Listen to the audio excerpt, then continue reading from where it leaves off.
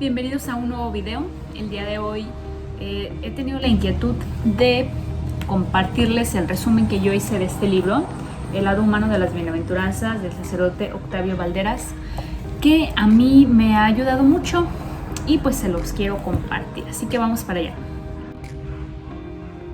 Bueno, voy a leer el primer parrafito del libro que dice: el primer objetivo de esta obra, tal como lo señala el título, es el de evidenciar los presupuestos humanos que hacen posible la vivencia de las bienaventuranzas.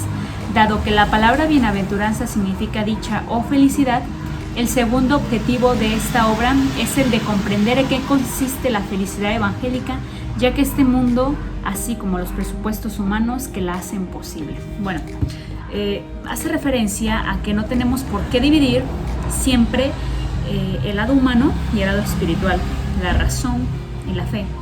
No, o sea, somos una integridad. Por lo tanto, si queremos avanzar en un proceso espiritual, evidentemente tenemos que avanzar también en un desarrollo humano. O sea, no podemos dividirnos de decir mi espíritu acá y mi humanidad acá. No, o sea, todo va creciendo en conjunto, como una rueda. Mientras más circular, mientras vas creciendo en todos los aspectos, va haciéndose más redonda y va a poder circular mejor. No queramos crecer solamente en un aspecto, sino ya no sería redonda y no pudiera circular. El proceso espiritual, el camino de fe, es en integridad. Entonces, pues vamos a pasar a cada uno de estos pequeños resúmenes de cada bienaventuranza.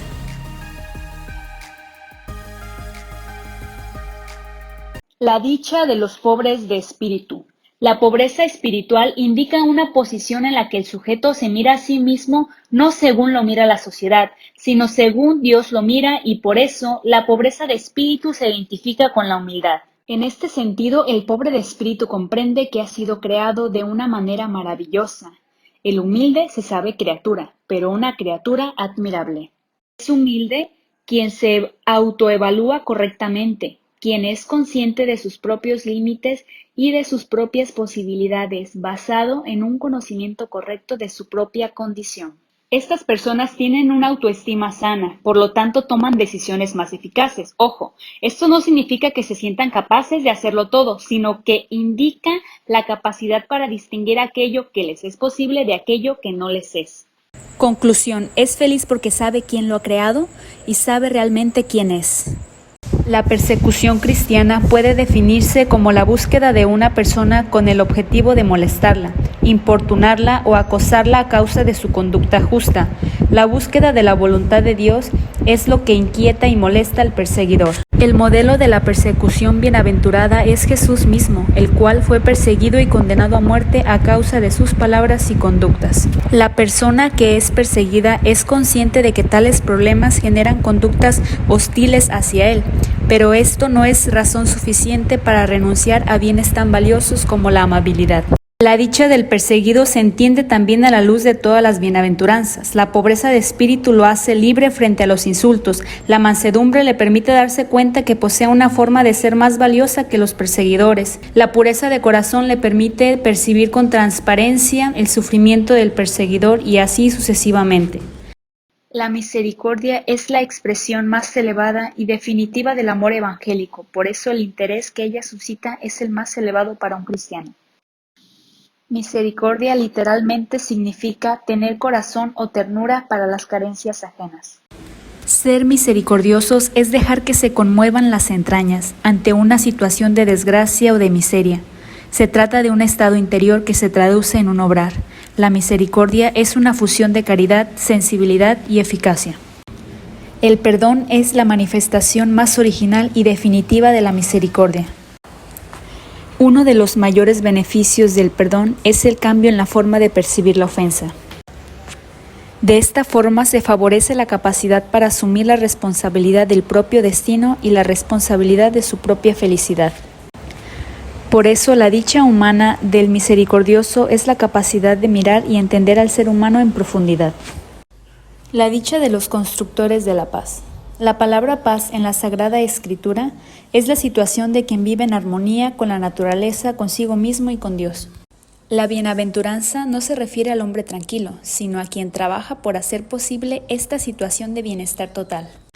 Es necesaria una comprensión sabia de estas situaciones para poder aceptar serenamente que habrá conflictos que nunca se resolverán satisfactoriamente.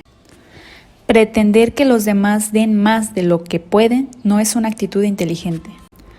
Supone la capacidad para aceptar que los demás son diferentes a uno mismo con ideas distintas a las nuestras. Los constructores de la paz poseen un rico conjunto de habilidades o virtudes que explican su capacidad en la resolución de conflictos y en la construcción de un ambiente nutricio. Saber comunicarse y negociar es un arte, y el constructor de la paz es un artista de la comunicación. En el contexto bíblico, el corazón es la sede del pensamiento, de la voluntad y de los sentimientos. La pureza depende de la mente o mentalidad del individuo.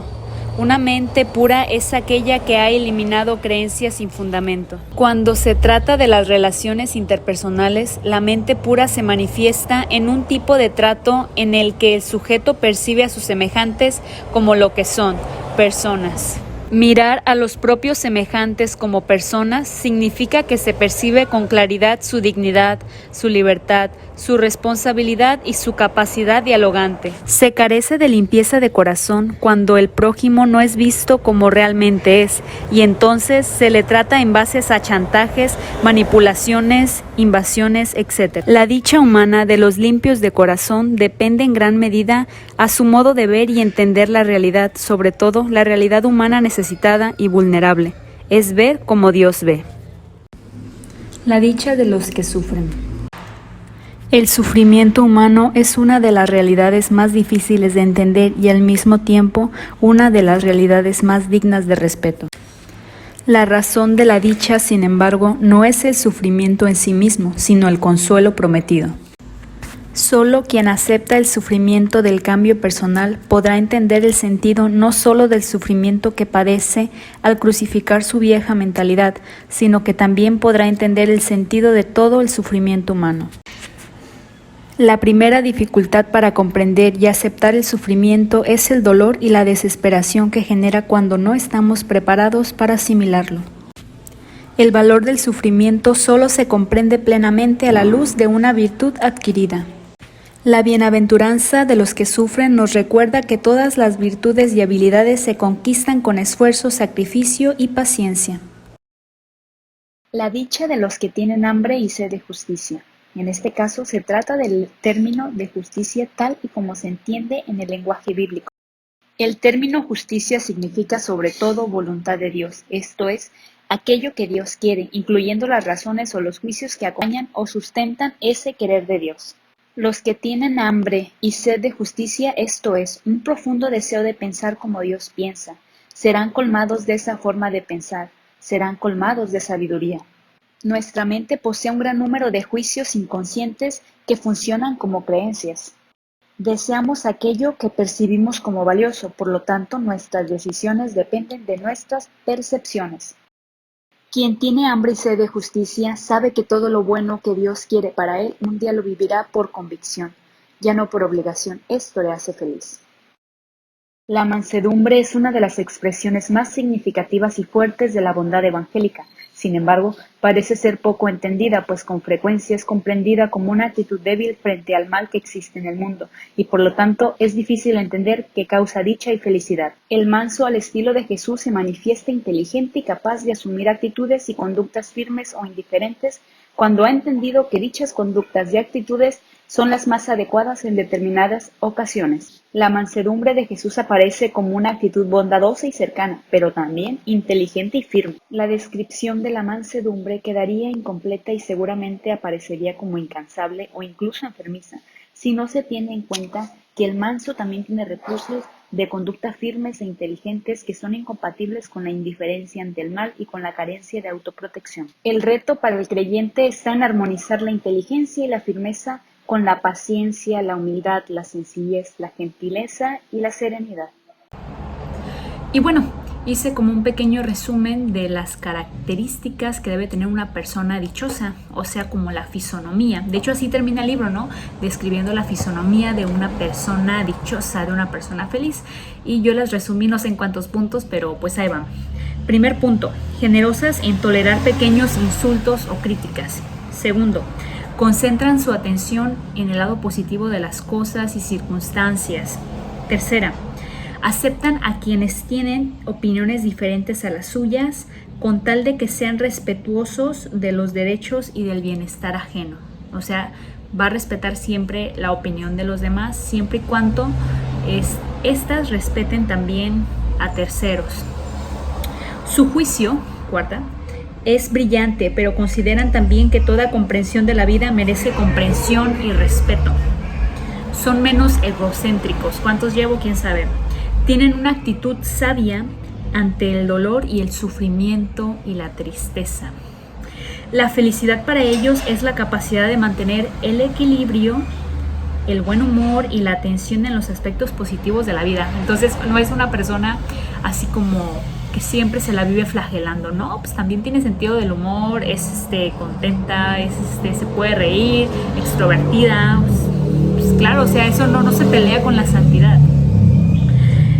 También, así pues, hay una cuarta parte de la gente que asume la responsabilidad de los propios sentimientos y el resto echa la culpa de las mismas causas externas. O sea, es una persona que se responsabiliza de sus errores, de sus equivocaciones, de la toma de decisiones que por ahí haya hecho mal en algún momento de su vida.